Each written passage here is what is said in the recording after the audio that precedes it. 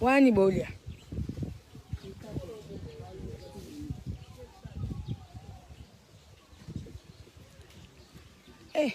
Obuke belé. Te baksa mususu. O tia pondon wapi. Zwa sani. C'est là bas zwa pondo. Oyo buki na sima kuna. Et pas na biso mo. Tala sa tia pondon na c'est pondo kitoko. Na le pas on peut signer. C'est quoi les amouketti c'est là. Ozo baksa pondo mususu hein. Kene ti kuna kacho baksa pondo. Te bazwa non pas na biso après to pondo to na ferme.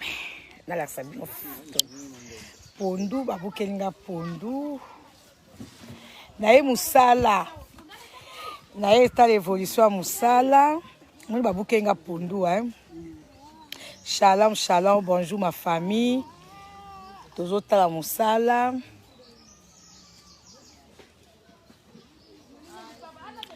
Toujours la musala. Ok.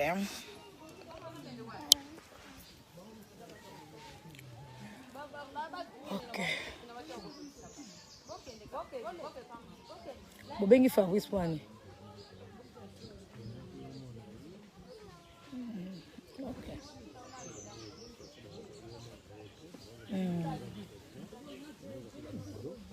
Vétérinaire en Zoya.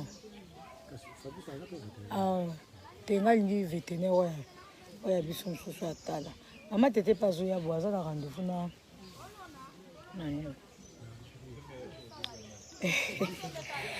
Tozana musala.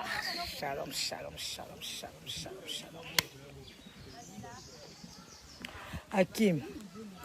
Ozwani na yo okende. Otesi ba fiti client nanga.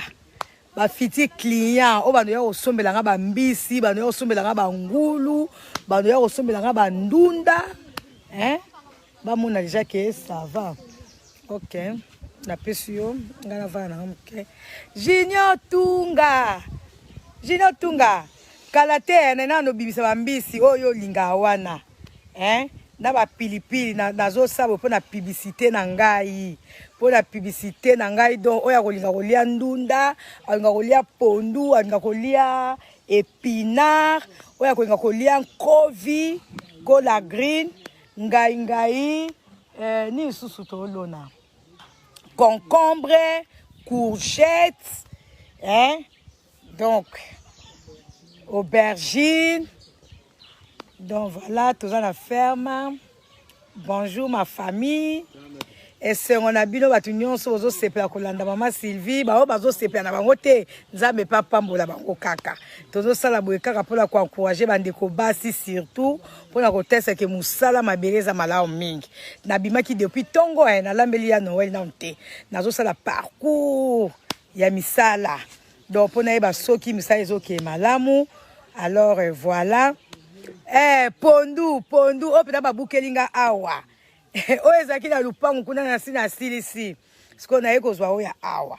Donc awa eko zala o commandé ba mama bandeko na ngai bandeko basimbali o bazo ba mama Sylvie o ko lamba te restaurant bandeko na nga nazaka ko lamba na Toison d'Or nazaka na buffet chaque samedi mais vive occupation na kangaka restaurant Toison d'Or na pesa en location mais nzambe na lisungi na ye na ferme na bana kolamba ba vendredi samedi na ndolamba sur commande soki ndeko alingi kolia bato banolinga kolia loboka mama Sylvie banozaka ba weekend to pesa bino ba programme de kanzamba osungela biso et puis kozaka kana buki sur place na lambi sur place na bomi sur place na lambi sur place wana penza nkovi olia nkovi kala nkovi boza na opublier bino nkovi papa mokozalia nkovi voilà botaka to eta la musala tozo sala boye pona ko yoksa bande ko pasi te o bazo ka pasi penza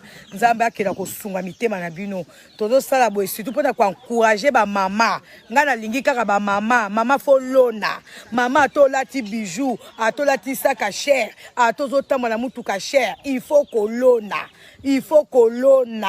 hein il faut ko lona ngana lonaka na lonaka nde na zaboye na wuti likolo ndo nanga so olingelo ko sato matate na wuti musika siko na kiti na ko suksa awa pona kotala pe misala ndenge za okende même na résidence place na vandaka na ya Noël naza na bilanga na sima ndako namoni kuna pondu esili na bi lokwa na utaki kote mususu na kota peka mbangu awa na buksa su pondu nde bomoni pondu nanga donc voilà na olaksabino hein nouveau na chroniqueur na ngai ayeba ne olobate bo supporter ka bongo nazo pesa ye caméra bon mesane ka bongo ngala bane aki mozalo lemo kilo même lingalo zo kolobate donc nzambe na lisungi na ye na makoki nyoso akopesa donc tozo bongisa na kolamba o ngando na lamba kangando o nguma na lambaka ba client na nga toison do bayebi